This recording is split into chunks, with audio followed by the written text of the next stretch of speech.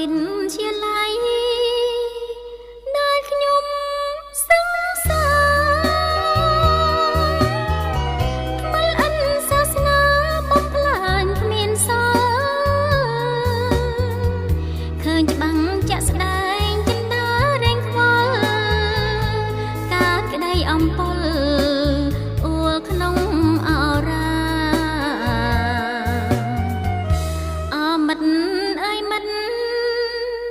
ដល់ពេលយើងហើយ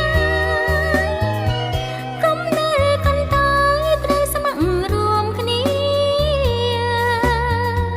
ចောင်းចិត្តគំនុំហត់ឈាមពួកវាតាន់ពេលវេលាជៀនត្រូវកាយើង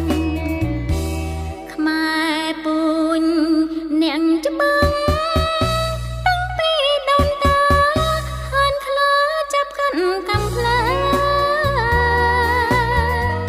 សុំចិនស្លាប់ខ្លួនឲ្យតែជៀនខាងនឹងទឹកដីយើងគង់វង្សតទៅ